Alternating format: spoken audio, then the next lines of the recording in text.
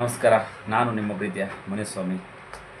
ಇವಾಗ ಯಾಕಪ್ಪ ಯೂಟ್ಯೂಬಲ್ಲಿ ಕ್ಲಾಸ್ ಮಾಡ್ತಾ ಇದ್ದೀನಿ ಅಂದರೆ, ನಮ್ಮ ಸ್ನೇಹಿತರಿಗೂ ಕೂಡ ಕೆಲವೊಂದು ವಿಚಾರಗಳನ್ನು ಹಂಚಿಕೊಳ್ಳೋಣ, ನಮ್ಮಿಂದ ಕೆಲವೊಂದು ಉಪಯುಕ್ತ ಆಗಲಿ ಅನ್ನೋವಂಥ ದೃಷ್ಟಿಕೋನದಿಂದ ನಾವು ಇವತ್ತು ಕೆಲವೊಂದು ವಿಚಾರಗಳನ್ನು ಶೇರ್ ಮಾಡ್ಕೊತಾ ಇದ್ದೀನಿ ನಿಮ್ಮ ಜೊತೆ. ಏನಪ್ಪ ವಿಶೇಷ ಅಂತಂದರೆ, ಇವತ್ತಿನ ತರಗತಿಯಲ್ಲಿ ನಾವು ಸಂಗಮ್ ಸಾಹಿತ್ಯದ ಕೆಲವೊಂದು ಕೃತಿಗಳ ಬಗ್ಗೆ ಸ್ವಲ್ಪ ಮಾಹಿತಿಯನ್ನು ತಿಳಿಸ್ಕೊಳ್ಳಿಕ್ಕೆ ನಾನು ಇಷ್ಟಪಡ್ತಾ ಇದ್ದೀನಿ ವಿದ್ಯಾರ್ಥಿಗಳೇ.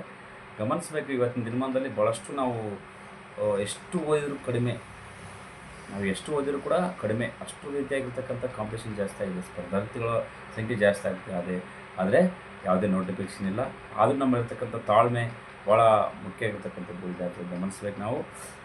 ನಾವು ಪ್ರತಿ ಕ್ಷಣ ಕೂಡ, ಪ್ರತಿ ದಿನ ಕೂಡ ನಾವು ನೋಟಿಫಿಕೇಷನ್ ಆಗಲಿ ಅಂತ ಅರಿಕೆ ಹೋಗ್ತಾ ಇದ್ದೀವಿ. ಏನು ಮಾಡೋದು? ದುರದೃಷ್ಟ ಆಗ್ತಾ ಇಲ್ಲ. ದರಿದ್ರ ಸರ್ಕಾರ ಇದೆ, ಸರಿ, ದರಿದ್ರ ಆಗಿರ್ತಕ್ಕಂಥ ಮಂತ್ರಿಗಳಿದ್ದಾರೆ, ಏನೂ ಮಾಡೋಕ್ಕಾಗಲ್ಲ. ಆದರೂ ನಮ್ಮಲ್ಲಿರ್ತಕ್ಕಂಥ ಛಲಗಳನ್ನು ನಾವು ಬಿಡದೆ ನಮ್ಮ ಕೆಲಸಗಳನ್ನು ಮಾಡಲಿಕ್ಕೆ ನಾವು ಸದಾಕಾಲ ಸಿದ್ಧರಾಗಿರಬೇಕನ್ನುವಂಥ ವಿಚಾರ ದೃಷ್ಟಿಕೋನ ಇಟ್ಟುಕೊಂಡು ಇವತ್ತಿನ ಕೆಲವಿರ್ತಕ್ಕಂಥ ಸಂಗಮ ಸಾಧಿರ್ತಕ್ಕಂಥ ಪ್ರಮುಖ ಕೃತಿಗಳ ಬಗ್ಗೆ ನಾನು ಸ್ವಲ್ಪ ನನಗೆ ಸಾಧ್ಯ ಆದಷ್ಟು ಮಟ್ಟಿಗೆ ತಿಳಿಸ್ಕೊಳ್ಳಿಕ್ಕೆ ಇಷ್ಟಪಡ್ತಾ ಇದ್ದೀನಿ ಸ್ನೇಹಿತರೆ.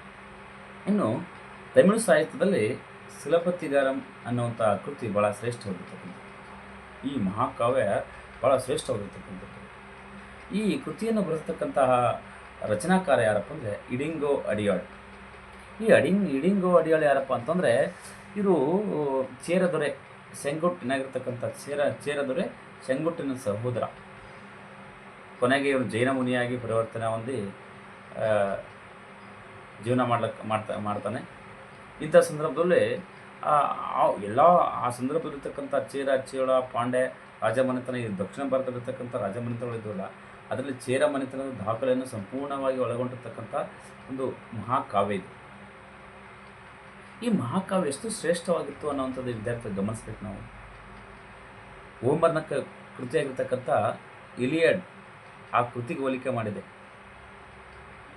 ಅಂದರೆ ತಮಿಳರ ಇಲಿಯಡ್ ಯಾವುದಪ್ಪ ಅಂತಂದರೆ ಇದು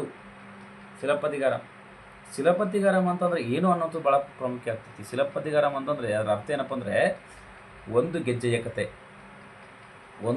ಕತೆ ಸಂಪೂರ್ಣವಾಗಿ ಒಳಗೊಂಡಿರ್ತಕ್ಕಂಥದ್ದು. ಇದು ಭಾಳ ಸ್ವಾರಸ್ಯಕರವಾಗಿ ವರ್ಣರಂಜಿತವಾಗಿ ಪ್ರಾಚೀನ ಕಾಲದ ಐತಿಹಾಸಿಕ ದಾಖಲೆಗಳನ್ನು ಒಳಗೊಂಡಿರ್ತಕ್ಕಂಥ ಸಾಹಿತ್ಯ. ಇದು ಭಾಳ ಶ್ರೇಷ್ಠವಾಗಿರ್ತಕ್ಕಂಥ ಸಾಹಿತ್ಯ.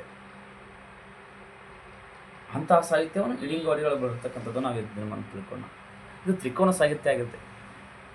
ಅಂದರೆ ತ್ರಿಕೋನವಾಗಿರ್ತಕ್ಕಂಥ ಪ್ರೇಮ ಪ್ರಸಂಗನ ಒಳಗೊಂಡಿರ್ತಕ್ಕಂಥದ್ದು ಇದು. ಯಾರು ಶಿಲಪತಿಗಳು, ಯಾರು, ಏನಿದು, ಯಾಕೆ ಈ ರೀತಿಯಾಗಿ ಅಷ್ಟು ದಾಖಲೆ ಮಾಡ್ಕೊಂಡಿದ್ದಾರೆ, ಎಷ್ಟು ಸುಭದ್ರವಾಗಿ ನಿಂತ್ಕೊಂಡಿದೆ ಸಾಹಿತ್ಯ. ಇವತ್ತು ಕೂಡ ಅಷ್ಟು ಸುಭದ್ರವಾಗಿ ನಿಲ್ಲಕ್ಕೆ ಕಾರಣ ಏನು?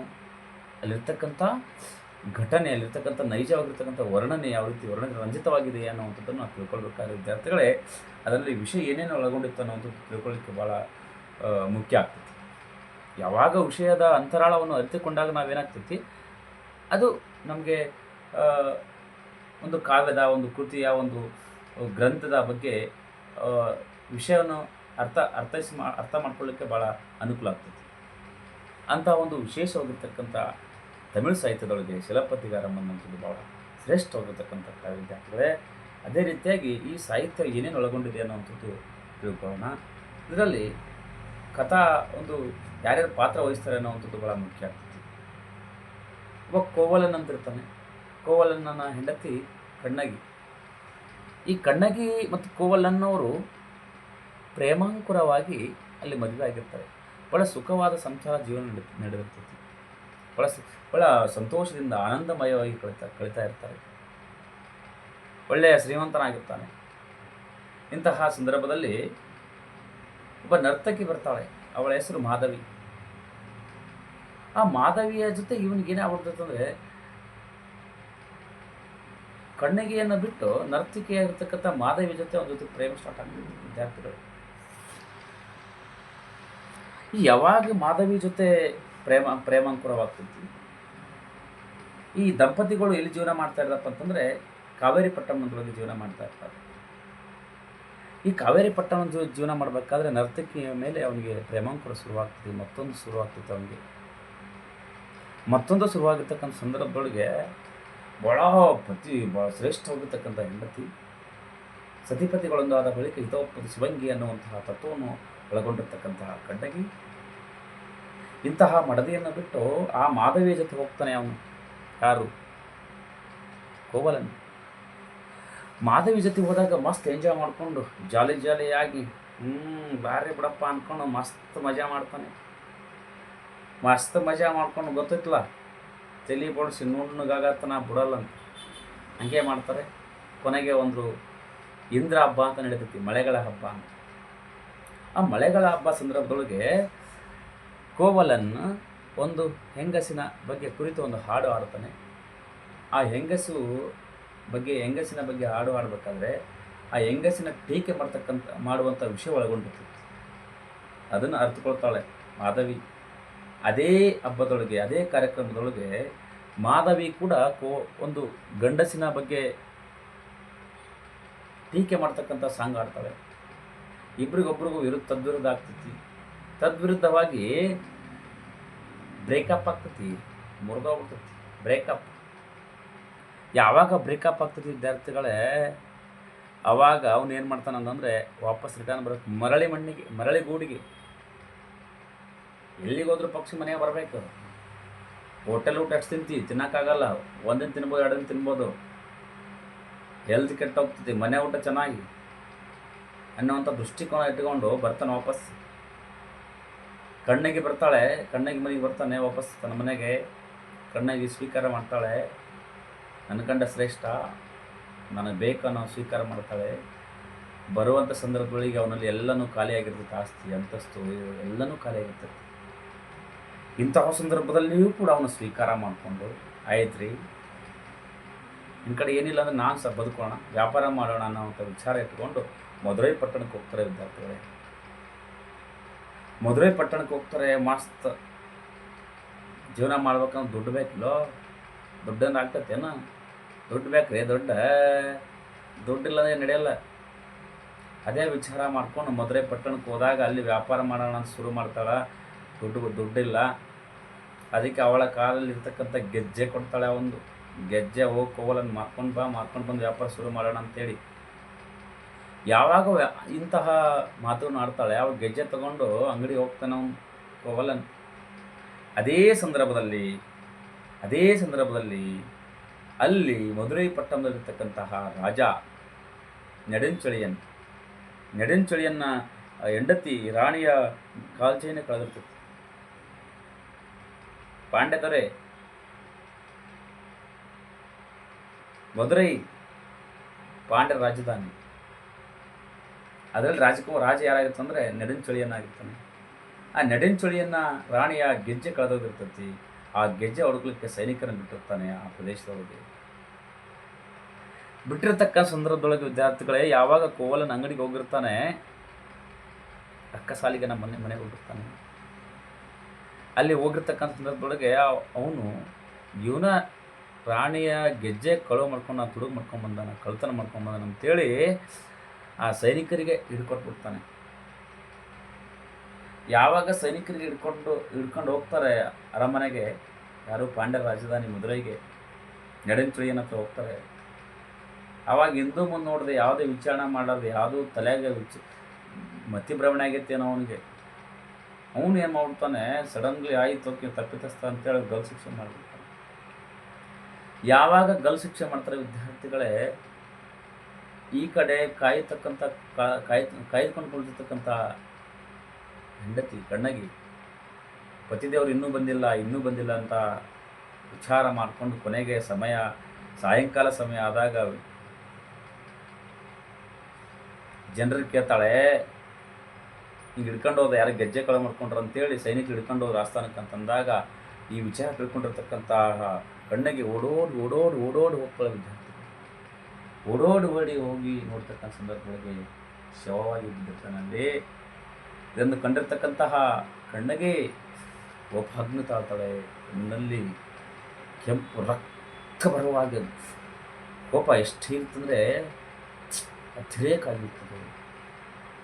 ತಲೆ ಕೆಟ್ಟು ಹೋಗಿತ್ತು, ಕೂದಲೆಲ್ಲನೂ ಭಯಂಕರವಾಗಿ ಚಲ್ಲಾಪಿಲ್ಲಿ ಆಗಿತ್ತು, ದೇಹದ ಮೇಲೆ ಕವರಿದ್ದಿಲ್ಲ, ಅಷ್ಟು ಕೋಪ ಆಗಿತ್ತು ಅವರಿಗೆ.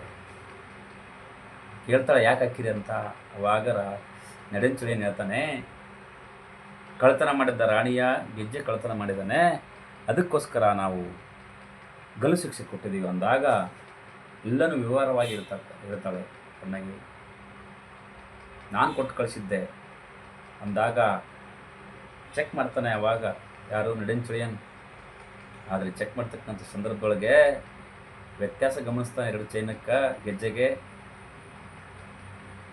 ನಡೆಂಚುಳಿಯ ರಾಣಿಯ ಗೆಜ್ಜೆ ಮುತ್ತಿನ ಹಾರಗಳಿಂದ ಪೋಣಿಸಿತ್ತು, ಆದರೆ ಈ ಕಣ್ಣಗೆಯ ಗೆಜ್ಜೆ ಮಾಣಿಕೆಗಳಿಂದ ಪೋಣಿಸಿತ್ತು. ಈ ವಿಷಯ ತಿಳ್ಕೊಂಡಿರ್ತಕ್ಕಂಥ ನಡೆಂಚುಳಿಯ ಏನು ಮಾಡ್ತಾನೆ, ಅಲ್ಲೇ ಹಿಡಿದುಕೊಂಡು ಸಾಯ್ತಾನೆ. ಎದೆ ಹೊಡ್ಕೊಂಡು ಸಾಯ್ತಾನೆ, ತಪ್ಪು ಮಾಡ್ಬಿಟ್ನಿಲ್ಲ ಅನ್ನೋವಂಥದ್ದನ್ನು ಹೊರಗೆ ಸಾಯ್ತಾನೆ. ಆದರೆ ಕಣ್ಣಿಗೆಯ ಕೋಪ ಹಾರಿದ್ದಿಲ್ಲ. ಆ ಕಣ್ಣಗಿ ಆ ಕೋಪದಲ್ಲಿ ಪತಿವ್ರತೆಗಿರ್ತಕ್ಕಂಥ ಶ್ರೇಷ್ಠವಾಗಿರ್ತಕ್ಕಂಥ ಪತಿವ್ರತೆಗಿರ್ತಕ್ಕಂಥ ಕಣ್ಣಗಿ ಅವಳ ಸ್ತನಗಳನ್ನು ಕಿತ್ತೆಸೆದು ಮಧುರೈ ಪಟ್ಟಣದ ಮೇಲೆ ಕಿತ್ತೆಸೆದು ಭಸ್ಮವಾಗಿ ಸುಟ್ಟು ಹೋಗಲಿ ಅನ್ನುವಂತಹ ಶಾಪ ಆಗ್ತಾಳೆ. ಶಾಪ ಆಗ್ತಕ್ಕಂಥ ಸಂದರ್ಭದೊಳಗೆ ಧಗ ಧಗ ಧಗ ಧಗ ಹೊತ್ತಿ ಉರಿದಂತೆ ಮಧುರೈ ಪಟ್ಟಣವೇ ಎಲ್ಲ ಸರ್ವನಾಶ. ಅಲ್ಲಿರ್ತಕ್ಕಂಥ ಎಲ್ಲ ಬೆಂದು ನೋವು ಭಾಳ ಅಸಹಾಯಕತೆಯಾಗಿರ್ತಕ್ಕಂಥ ನೋವಿನಿಂದ ನರಳತಕ್ಕಂಥ ಕಣ್ಣಗಿಯಲ್ಲೇ ಸಾವತ್ತಂತೆ. ಆವಾಗ ಇಂದ್ರದೇವರು ಒಂದು ಕರೆದುಕೊಂಡು ಹೋಗಿ ಸ್ವರ್ಗಕ್ಕೆ ಕರ್ಕೊಂಡು ಪತಿವ್ರತೆ ಶ್ರೇಷ್ಠವಾಗಿರ್ತಕ್ಕಂಥ ಪತಿವ್ರತೆ ಅವರು ಸಮಾಜಕ್ಕೆ ಮಾದರಿ, ಈ ಕಾಲಕ್ಕೆ ಶ್ರೇಷ್ಠವಾಗಿರ್ತಕ್ಕಂಥ ಹೆಣ್ಣು ಅಂತ ವಿಚಾರ ಮಾಡಿಕೊಂಡು ಸ್ವರ್ಗಕ್ಕೆ ಕರ್ಕೊಂಡು ಹೋಗ್ತಾನೆ. ಯಾವಾಗ ಈ ಸ್ವರ್ಗಕ್ಕೆ ತೆಗೆದುಕೊಂಡು ಹೋಗಿರ್ತಕ್ಕಂಥ ದೃಶ್ಯವನ್ನು ನೋಡಿರ್ತಕ್ಕಂಥ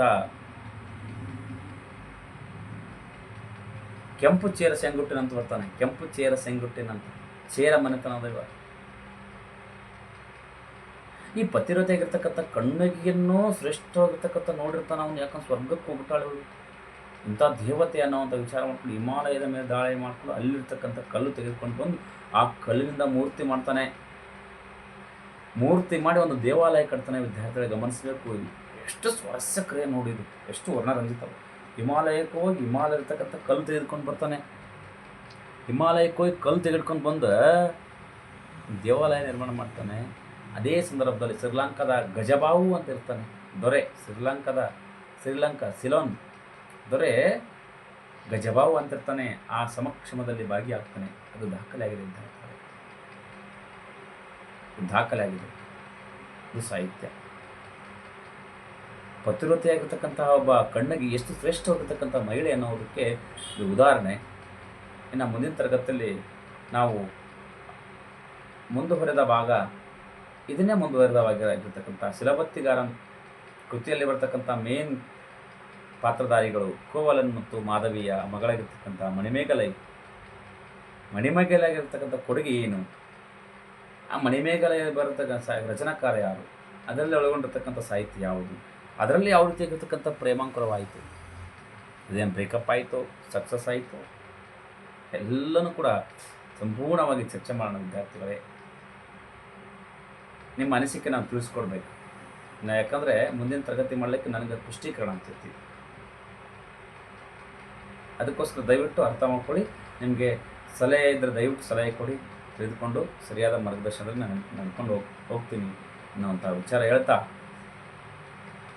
ಶಿಲಾಪತ್ಕಾರಂಭದಲ್ಲಿ ಬಂದಿರತಕ್ಕಂಥ ಕೋವಲನ್ ಮತ್ತು ಮಾಧವಿಯ ವಿಚಾರಗಳು ನಿಮಗೆ ಅರ್ಥ ಆಗಿದೆ ಅನ್ಕೋತಿದ್ದೀನಿ.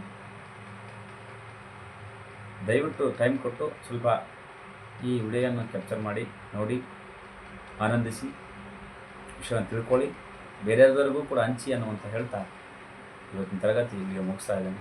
ಧನ್ಯವಾದ. Thank you.